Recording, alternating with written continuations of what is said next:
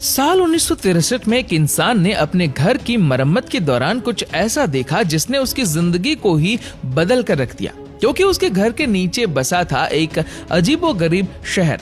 लेकिन सबसे ज्यादा हैरानी की बात तो ये थी कि अब ये बिल्कुल वीरान पड़ा था। आखिर कौन थे वो लोग जिन्होंने इस शहर को बसाया था, और फिर आखिर वो लोग कहाँ चले गए? इस कहानी की शुरुआत होती है साल 1963 में, जब तुर्की में एक पोएट्री मैन रहता था जिसके घर से आए दिन कोई न कोई मुर्गी गायब हो जाया करती थी। उसने लाखों कोशिश की अपनी मुर्गियों को बचाने की, मगर यह आंकड़ा धीरे धीरे ज्यादा ही होता गया, जिससे वो बहुत परेशान था। लेकिन सबसे ज्यादा हैरानी की बात यह थी कि किसी ने उसकी मुर्गी को घर से बाहर निकलते तक नहीं देखा, ना ही कोई उसके घर आता था। तो आखिर उसकी मुर्गी कहाँ गई? अब वो बहुत डरने लगा था और उसने अपने घर को तोड़ने के बारे में सोचा। लेकिन घर तुड़वाने के दौरान उसके सामने एक ऐसा सच आया जिसने उसकी जिंदगी को बदल कर रख दिया। असल में जब वो अपने घर की मरम्मत कर रहा था तो उसकी दीवार के पीछे उसे एक हॉल दिखा। हॉल इतना बड़ा था कि एक मुर्गी आसानी से जा सकती थी। उसे डर तो लग रहा था, लेकिन वो हैरान भी था, इसलिए उसने उस हॉल को और बड़ा किया और अंदर चला गया। आगे जाकर उसने देखा कि उसकी मुर्गियां वहीं घूम रही थी, लेकिन ये आखिर यहाँ जिंदा कैसे थी? आखिर उन्होंने यहाँ क्या खाया और यहाँ सांस कैसे ली? मगर सबसे बड़ा सवाल तो ये था कि उसके घर के अंदर इतना बड़ा तहखाना आखिर किसने बनाया था? असल में अभी तक वो यही सोच रहा था कि ये एक बेसमेंट है, लेकिन जैसे जैसे वो आगे बढ़ता गया उसकी हैरानी भी बढ़ती चली गई, क्योंकि ये कोई तहखाना नहीं था, बल्कि एक पूरा का पूरा शहर था जो कई 100 मीटर की गहराई में 18 लेवल्स में बसा हुआ था, जहां एक समय पर 20,000 से भी ज्यादा लोग रह सकते थे। जैसे जैसे वो आगे बढ़ रहा था उसकी हैरानी बढ़ती ही जा रही थी। उसे समझ नहीं आ रहा था कि वो आखिर कहां पहुंच गया है, लेकिन हैरानी के बावजूद वो चलता ही जा रहा था। लेकिन जब उसे कई घंटे गुजर गए तो उसने वापस आने की ठानी। अब उसे डर लगने लगा था कि कहीं कोई बड़ा खतरा उसका इंतजार तो नहीं कर रहा है। बस फिर क्या था, वो फटाक से बाहर आ गया और आकर उसने पूरी जानकारी अपने आसपास के लोगों को दी, क्योंकि जब उसे इस जगह का कोई अंत ही नहीं मिला तो उसे समझ आ चुका था कि ये कोई छोटी मोटी गुफा नहीं, बल्कि एक पूरी अंडरग्राउंड सिटी है।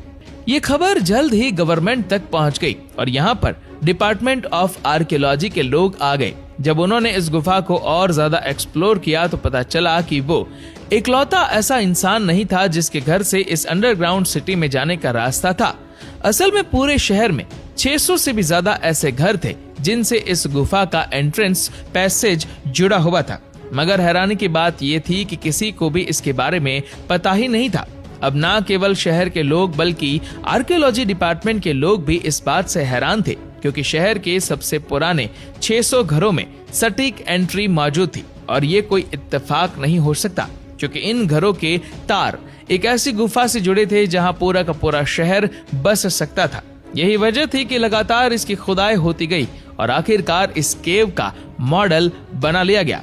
जब एक्सपेडिशन टीम ने इसके एक मैप को तैयार किया तो इस शहर को अंडरग्राउंड सिटी के नाम से पहचान मिलनी शुरू हुई। इसके मैप को देखने पर पता चलता है कि यहाँ पर 1-2 नहीं बल्कि 18 मंजिलें थी, जो जमीन से लगभग 280 फीट नीचे थी।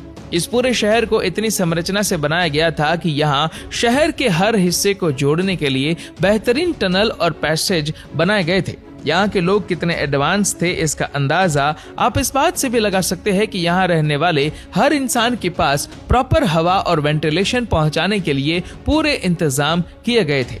मगर जैसे जैसे इसकी एक्सपेडिशन की जा रही थी, अलग अलग राज सामने आ रहे थे, जिससे हर कोई हैरान था कि आखिर इतने बेहतरीन आर्किटेक्चर को बनाया किसने था और इसे बनाया कैसे गया। अब ये शहर आर्कियोलॉजिस्ट डिपार्टमेंट की नजरों में आ चुका था, इसीलिए आसपास के एरिया में भी खुदाई की गई। जब पूरी खुदाई हुई तो कुल मिलाकर 200 से ज्यादा अंडरग्राउंड शहर यहाँ पाए गए।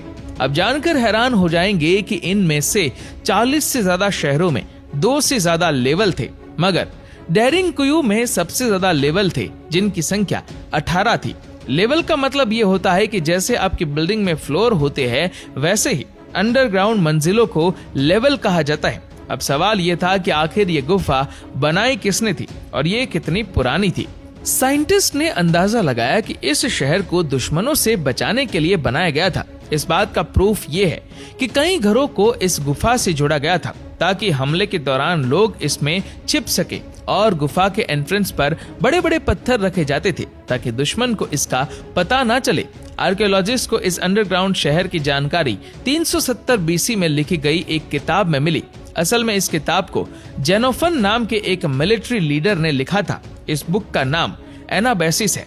इसे सबसे पुरानी बुक्स में से एक माना जाता है। इसी किताब से मालूम पड़ता है कि असल में ये तुर्की में लोकेटेड एक ऐसा शहर था जिसका नाम था डेरिंकुयु, जो कभी तुर्की का एक एडवांस शहर हुआ करता था। और इसी किताब से पता चलता है कि 370 बीसी से पहले इन अंडरग्राउंड शहरों को बनाया गया था, और इसे बनाने का श्रेय फ्रिजियंस सभ्यता को जाता है। असल में कहा जाता है कि हिटाइट्स सभ्यता ने इसकी शुरुआत की और बाद में फ्रिजियंस ने इसे आगे बढ़ाया। इतिहास से पता चलता है कि अपने एम्पायर को एक्सपेंशन देने के लिए फ्रिजियंस ने 1200 बीसी के आसपास हिटाइटस पर हमला किया था, और यही वो समय था जब उन्हें इस अंडरग्राउंड सिटी का एक्सेस मिला। उन्होंने हिटाइटस सभ्यता का अंत कर दिया और इस अंडरग्राउंड सिटी पर कब्जा कर लिया। इसलिए इस सिटी का अधिकांश हिस्सा बाद में फ्रिजियंस ने बसाया था, लेकिन फिर फ्रिजियंस सभ्यता का भी अंत हो गया और आज ये अंडरग्राउंड शहर वीरान पड़ा है।